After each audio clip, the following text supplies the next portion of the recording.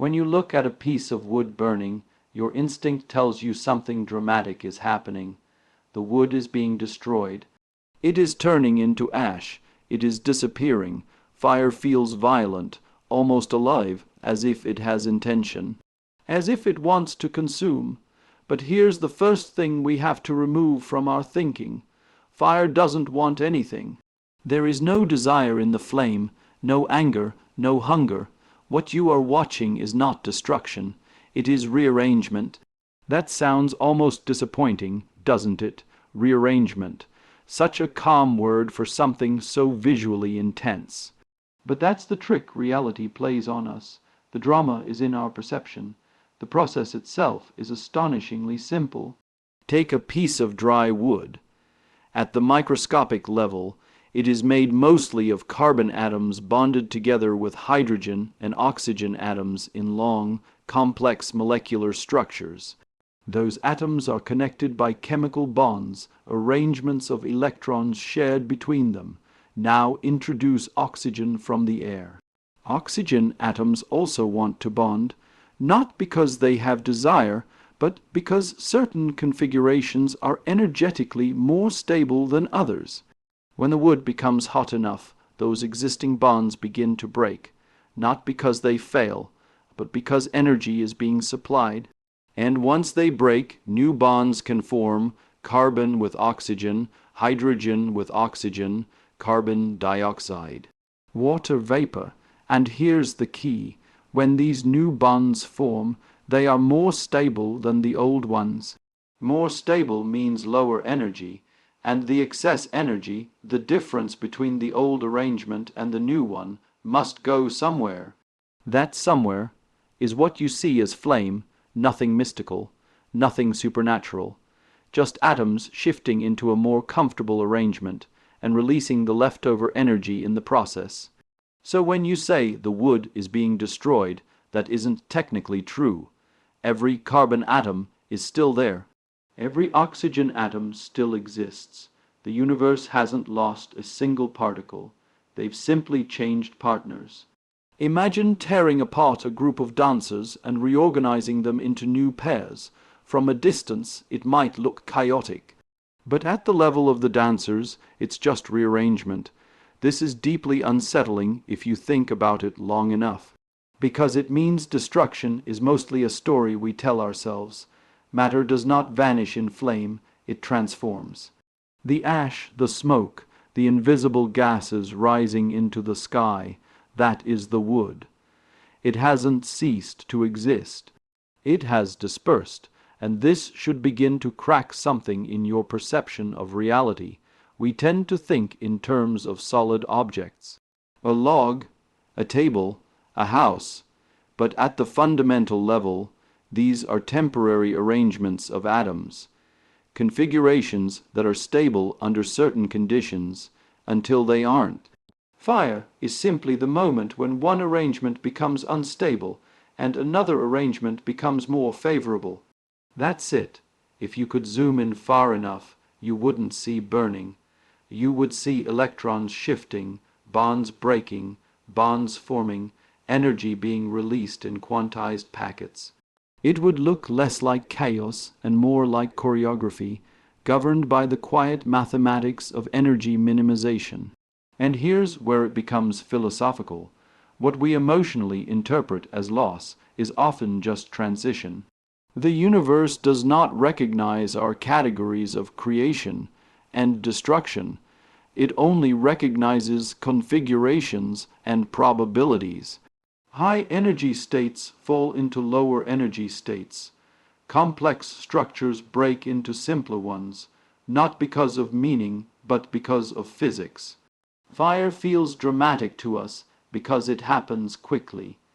If wood rearranged itself over 1,000,000 years, we would call it erosion. Because it happens in minutes, we call it destruction. The speed changes our emotional interpretation, not the fundamental process. This is classic Feynman territory, stripping away the human narrative and exposing the mechanical beauty underneath.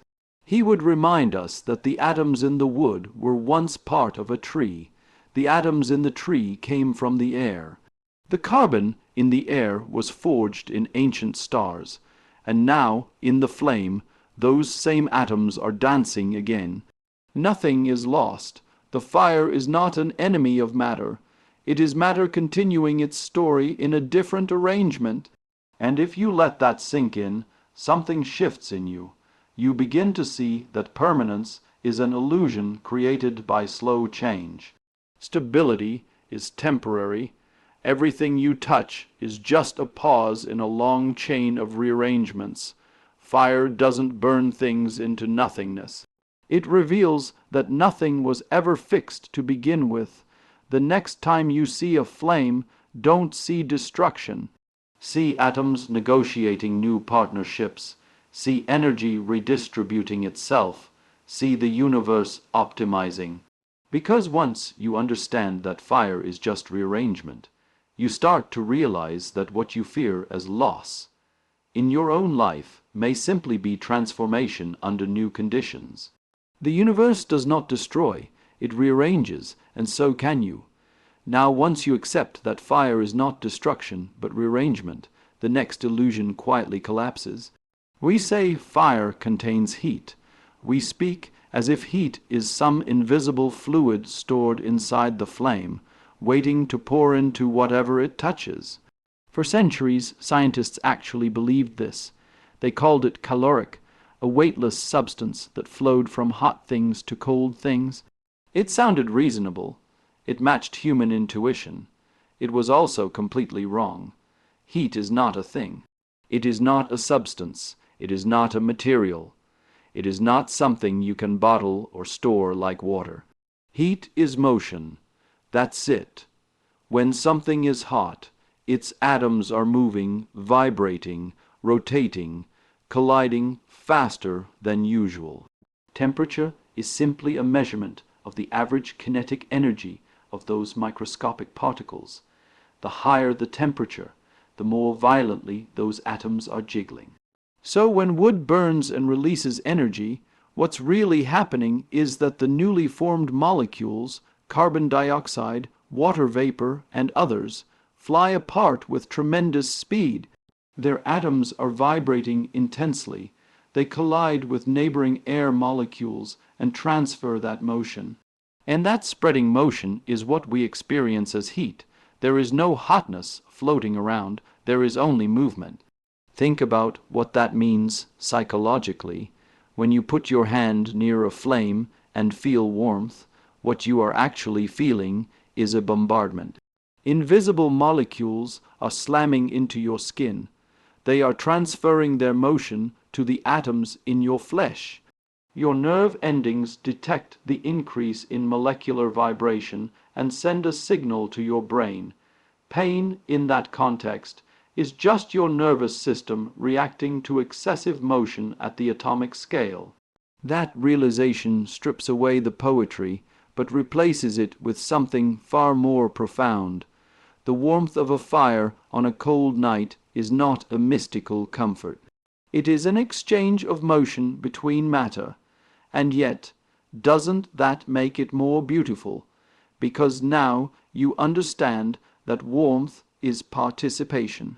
The fire moves, the air moves, your skin moves. The universe is not static, it is kinetic. Everything is in restless vibration, even when it appears still.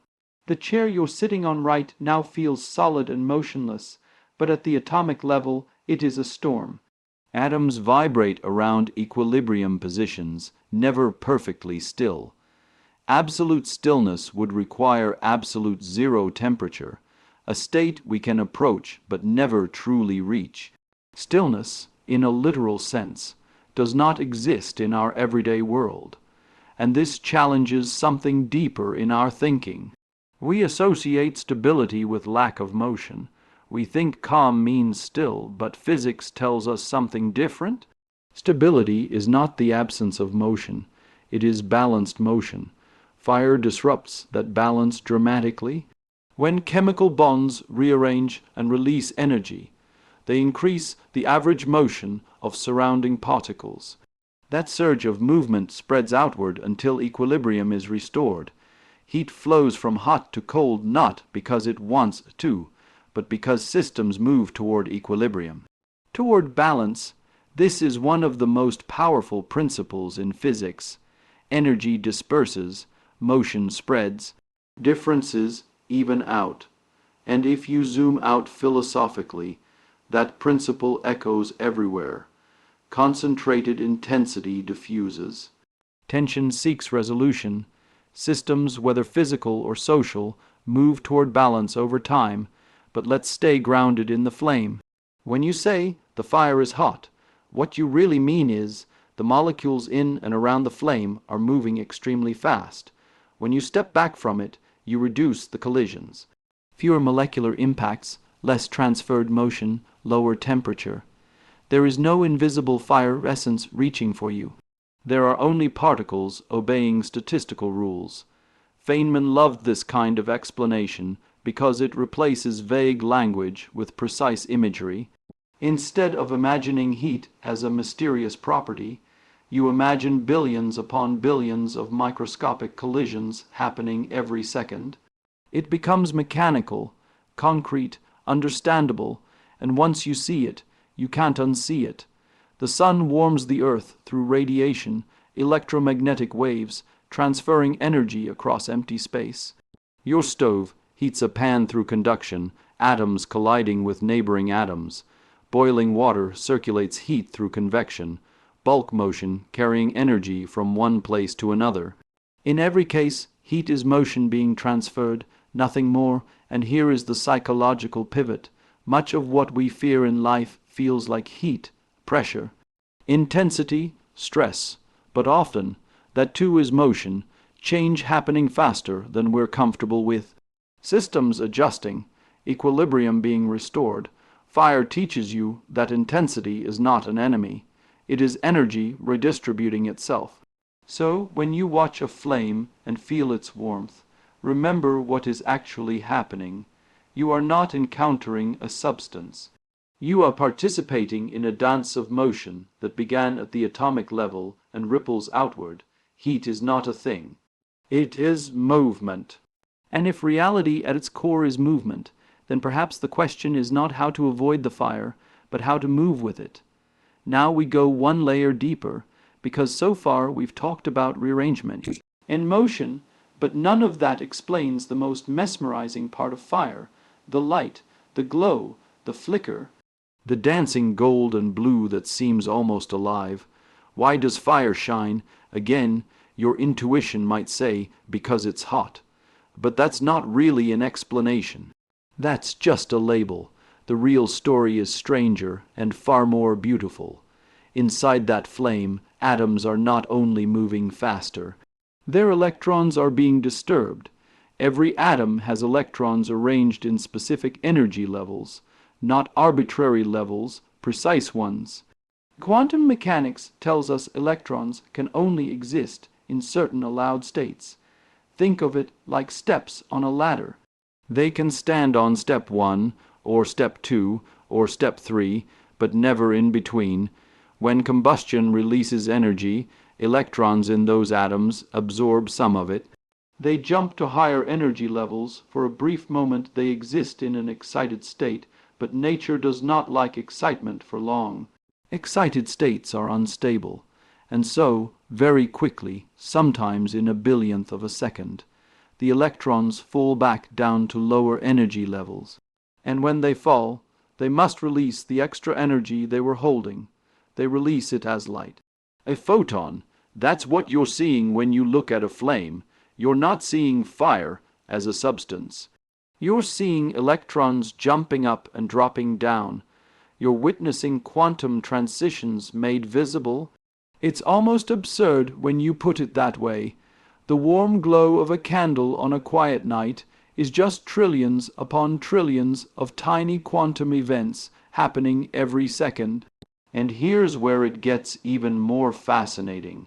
The color of the flame depends on the atoms involved. Sodium atoms emit a bright yellow light. That's why a sodium street lamp has that distinctive golden hue. Copper can produce green or blue. Potassium gives off violet tones. Each element has its own unique energy levels, its own specific gaps between those steps on the ladder. When electrons fall between those levels, the energy difference determines the wavelength of the emitted photon. And wavelength determines color. So color is not a property smeared across reality. It is a translation, your brain's interpretation of specific electromagnetic frequencies. The flame isn't yellow in itself. It is emitting photons of a particular wavelength, and your nervous system decodes that into yellow. In other words, the fire is speaking in electromagnetic language. Your eyes are simply the receivers. Think about what that means. The visible world is not solid in the way we imagine. It is radiation interacting with matter, light bouncing, scattering, being absorbed and re-emitted. What you call sight is your brain constructing a model from electromagnetic signals. Fire exposes this more dramatically than almost anything else. When you stare into a flame, you are not looking at a solid object. You are looking at excited atoms returning to equilibrium, broadcasting energy across space in quantized packets. You are seeing quantum mechanics in action with your naked eye. Feynman loved pointing out that the everyday world is far more astonishing than science fiction, if you actually understand what's happening. You don't need fantasy when reality itself includes electrons teleporting between allowed states and emitting discrete packets of light. And yet we reduce it to its burning. There's something humbling about realizing that the flicker of a candle is governed by strict mathematical rules written into the structure of atoms. No emotion, no intention, just probability amplitudes and energy differences. But it's not cold, it's not sterile. It's elegant, because that same principle, electrons jumping and falling, is responsible for the light of the stars. The sun shines because of atomic transitions. The colors of nebulae come from excited gases emitting specific wavelengths. The universe itself glows for the same fundamental reason your fireplace does. The small flame in front of you is not separate from the cosmos. It is obeying the same quantum laws that govern distant galaxies, and psychologically, this changes your relationship with what you see. Instead of passively observing a flame, you begin to recognize that you are witnessing invisible laws made visible. You are seeing structure beneath chaos. The randomness of the flicker is layered on top of absolute precision at the atomic level. And maybe that's the deeper lesson. What appears chaotic on the surface often rests on hidden order beneath. What looks like wild motion is constrained by invisible rules. When electrons fall, they do not improvise. They follow exact energy differences. When photons are emitted, their wavelength is determined, predictable, precise. The beauty of the flame is not that it's mysterious, it's that it's lawful. So the next time you see firelight dancing in the dark, remember, you are not watching something burn. You are watching atoms speak in light. And if you can learn to look past the glow and see the laws beneath it, you may begin to understand that reality is not chaos at all. It is structure revealed to those willing to look closely. Enough, by now, something subtle should be shifting in the way you see that flame. First, we removed the illusion of destruction and replaced it with rearrangement. Then we stripped away the idea of heat as a substance and saw it for what it is, motion. Then we looked into the glow itself and realized we were watching electrons speak in photons. Now we arrive at the deepest layer. Fire exposes what matter really is. When you hold a piece of wood in your hand, it feels solid, firm, reliable, but solidity is not what you think it is. At the atomic level, that wood is mostly empty space. If you could magnify it enough, you would see nuclei, tiny, dense centers, surrounded by vast regions where electrons exist as probability clouds. The scale difference is staggering. If the nucleus were the size of a marble, the electrons would be orbiting hundreds of meters away. Between them, nothing in the ordinary sense. And yet, when you press your hand against that wood, you don't pass through it. Why? Not because atoms are little solid billiard balls touching each other. They never actually touch. What you experience as solidity is electromagnetic repulsion. The electrons in your hand repel the electrons in the wood. Like charges push away from each other, the force grows dramatically as the distance shrinks, so when you touch something, what's really happening is that the electromagnetic fields of two sets of atoms are interacting and resisting overlap. You never truly make contact. You hover separated by forces that alone should disturb your intuition. Everything you've ever touched has been an interaction of fields, not surfaces meeting. Now bring fire into this picture. When wood burns, those electromagnetic relationships change. Bonds held together by shared electrons are broken. New bonds form with oxygen. The structure that once gave the wood its rigidity collapses because the underlying electromagnetic configuration has shifted. This solid object was never fundamental. It was a temporary agreement between atoms, enforced by electromagnetic forces.